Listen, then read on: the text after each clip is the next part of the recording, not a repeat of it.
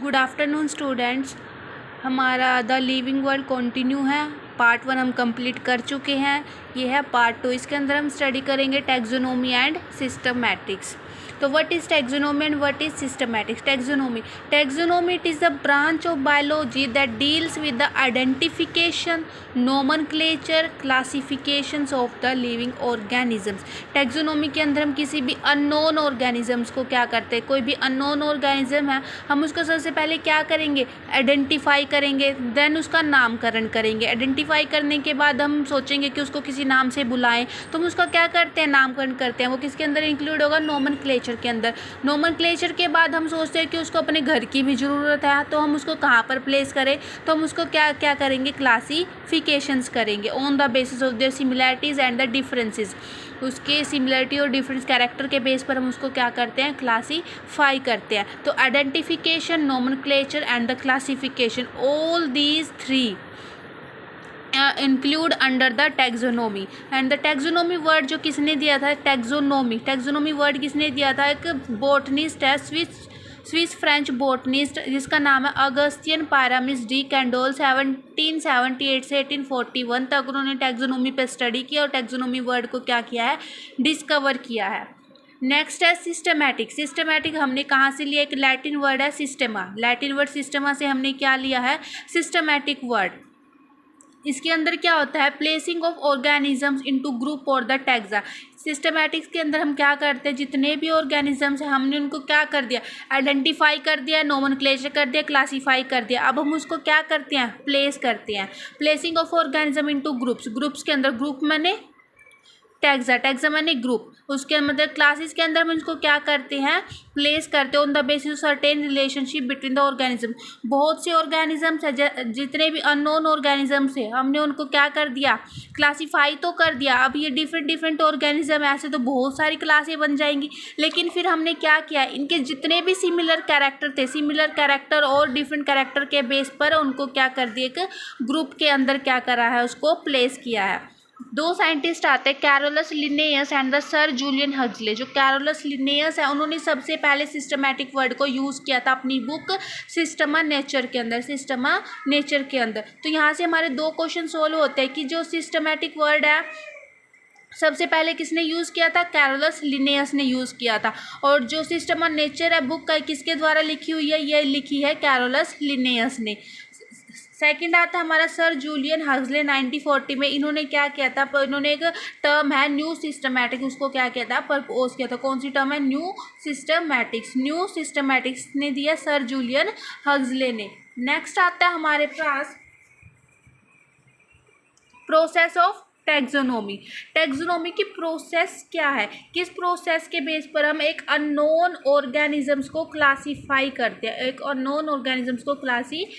करते हैं, ठीक है। तो सबसे पहले आते हैं characterisation, understanding of character of organism such as external character, internal structure of cell development process. सबसे पहले हम क्या है, किसी भी एक अननोन ऑर्गेनिजम्स को देखते हैं। हमने क्या किया, कोई भी अननोन ऑर्गेनिजम्स है, हमने उसको सबसे पहले क्या है, देखा है, सीखा। देखने के बाद हम उसके क्या देखेंगे, उसकी मोर्फो देखेंगे, वो बाहर से देखने में कैसा दिख रहा है। मोर्फो समझ में आने के बाद हम उसकी इंटरनल स्ट्रक्चर्स को जानने की क्या करते हैं, ट्राई करते हैं। फिर हम उसके इंटरनल कैरेक्टर्स को क्या करते हैं, जानते हैं। फिर उसके हम सेल के स्ट्रक्चर्स को क्या करते हैं, स्टडी करते हैं। उसके डेवलपमेंटल प्रोसेस, किस तरह से ये ऑर्गेनिज्म डेवलप करता है, ये सारा का सारा हमारा किसके अंदर आता है, कैरेक्टराइजेशंस के अंदर। कैरेक्टराइजेशन होने के बाद हम उसको आइडेंटिफाई करते हैं। आइडेंटिफिकेशन किस बेस पर करेंगे, वही कैरेक्टर जो हमने कैरेक्टराइजेशंस के अंदर उसके एक्सटर्नल इंटरनल कैरेक्टर को स्टडी किया था, उसी के बेस पर हम उसकी आइडेंटिफिकेशन कर देते हैं। Identification, correct description of organism and it's recognition in its scientific name. Characterisations के बाद हम उसकी क्या करते हैं, आइडेंटिफिकेशंस करते हैं और उसको एक नेम प्रोवाइड करते हैं। देन उसकी हम क्लासिफिकेशन करते हैं, ग्रुपिंग ऑफ ऑर्गेनिज्म। क्लासिफिकेशन क्या होता है, ग्रुपिंग ऑफ ऑर्गेनिजम्स को ग्रुप के अंदर प्लेस करना। किस ग्रुप के अंदर वो जाएगा, किस ग्रुप के अंदर हम इसको प्लेस कर सकते हैं, on the basis of their character, external as well as internal character के बेस पर हम उसकी क्या करते हैं, क्लासिफिकेशन करते हैं। क्लासिफिकेशन के बाद हम क्या करेंगे, उसका नोमेनक्लेचर करेंगे, प्रोवाइडिंग स्टैंडर्डाइज्ड नेम। नोमेनक्लेचर किस लिए ज़रूरी है, नोमेनक्लेचर बहुत ही ज़्यादा ज़रूरी है, क्योंकि एक ऑर्गेनिज्म है वो हमें डिफरेंट डिफरेंट प्लेसेस पर मिलता है, और डिफरेंट डिफरेंट प्लेसेस पर हम उसको डिफरेंट डिफरेंट नाम से क्या करते हैं, जानते हैं। मीन्स करनाल में कुछ और जाना जाएगा, हरियाणा रोहतक में उसको कुछ और बोला जाएगा। जितने भी डिफरेंट डिफरेंट प्लेस है, बाहर जाएंगे हम शिमला की साइड जाएंगे तो वहाँ पर उसको कुछ और बोला जाएगा। तो डिफरेंट डिफरेंट प्लेसेस पे ऑर्गेनिजम्स का नाम भी क्या है, वेरी करता रहता है। इसलिए हम उसको क्या करते हैं, स्टैंडर्डाइज नेम प्रोवाइड करते हैं, ताकि so that particular organism is known by the same name all over the world. एक ऐसा नाम जो पूरे वर्ल्ड में एक ही हो, ठीक है। इसलिए हम क्या करते हैं, उसका नोमेनक्लेचर करते हैं। उसके बाद आता है हमारा नोमेनक्लेचर के 2 स्टेप्स होते हैं।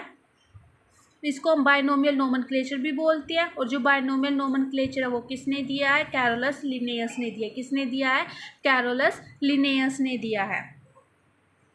नेमिंग के 2 पार्ट्स है। सबसे पहले जेनेरिक नेम आता है, उसके बाद हमारा आता है स्पेसिफिक एपिथेट। इसको हम जेनेरिक एपिथेट भी क्या है बोलते हैं, generic epithet and the specific epithet.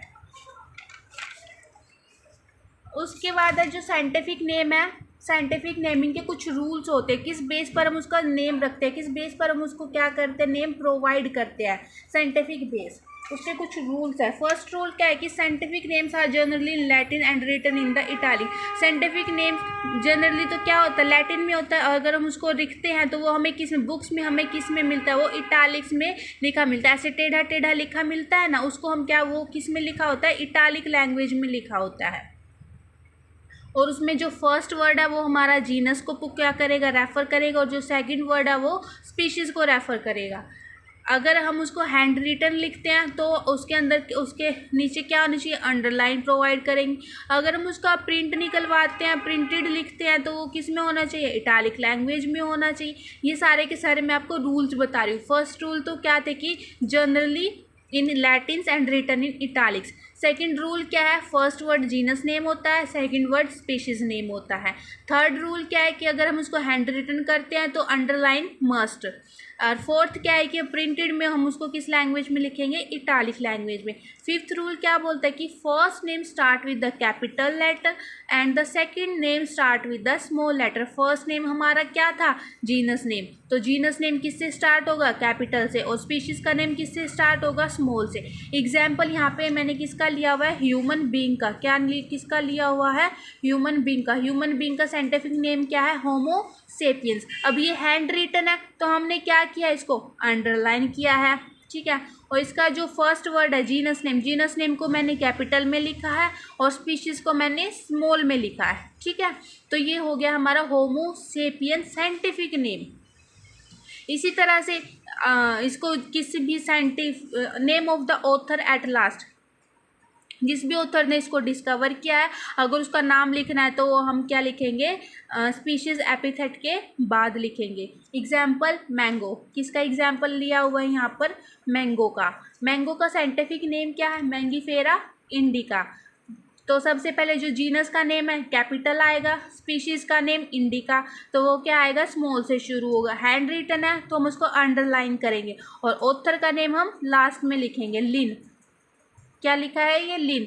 तो मैंगीफेरा इंडिका किसने डिस्कवर किया है, लीनियस ले, लिन से लीनियस, लिन से लीनियस, ठीक है। ये थी हमारा साइंटिफिक नेम के कुछ रूल्स।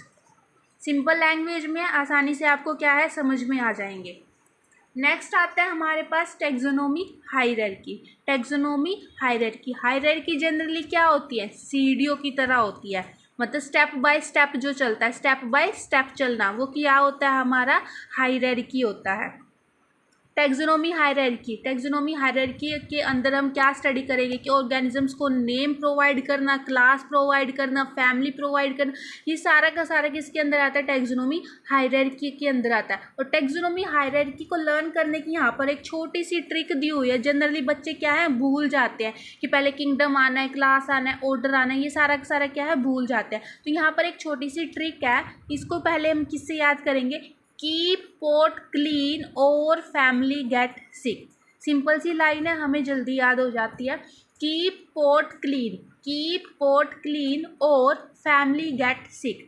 कीप पोट क्लीन और फैमिली गेट सिक। ठीक है, ये लाइन है, इसके जो फर्स्ट लेटर है उनसे हम क्या समझेंगे? के से किंगडम, पी से phylum, phylum in case of animals and division in case of plants, C से क्लास, ओ से ऑर्डर, एफ से फैमिली, जी से जीनस, एस से स्पीशीज। तो ये हमारी क्या बन जाती है? टैक्सोनॉमी हायरार्की बन जाती है।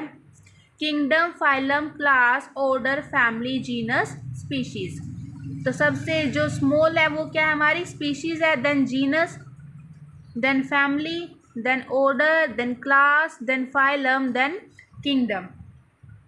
तो smallest unit of taxonomy hierarchy is species. Smallest unit of taxonomy hierarchy is species. ऐसे स्पीशीज, ऐसे स्मॉल यूनिट। ठीक है, तो स्मॉलेस्ट यूनिट क्या हो जाएगी? हमारी स्पीशीज हो जाएगी। अब यहाँ पर हम क्या लिखते हैं? Human being. हमें क्या करना है? ह्यूमन बीइंग की क्लासिफिकेशन लिखनी है, पूरी क्लासिफिकेशन। पूरी क्लासिफिकेशन में हमें क्या क्या लिखना है? उसका kingdom, phylum, class, order, family, genus, species, सारी की सारी चीज़ें लिखनी है। तो सबसे पहले जो ह्यूमन बीइंग है, होमो सेपियंस, उसको हमने कौन से किंगडम में इंक्लूड कर रखा है? Animalia kingdom. कौन सा किंगडम है? Kingdom animalia. फाइलम कौन सा आता है इसका? कोरडेटा फाइलम आता है। कौन सा फाइलम आता है? कोरडेटा।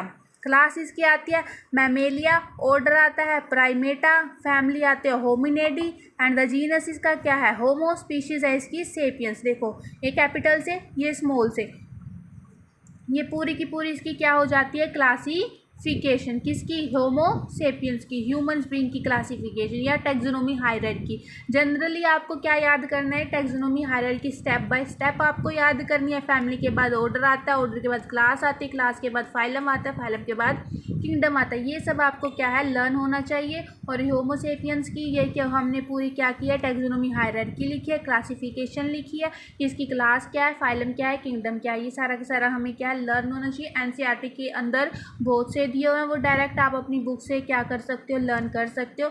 नेक्स्ट टॉपिक है हमारा टैक्सोनॉमिकल एड, वो हम करेंगे नेक्स्ट क्लास में। Thank you, bye bye.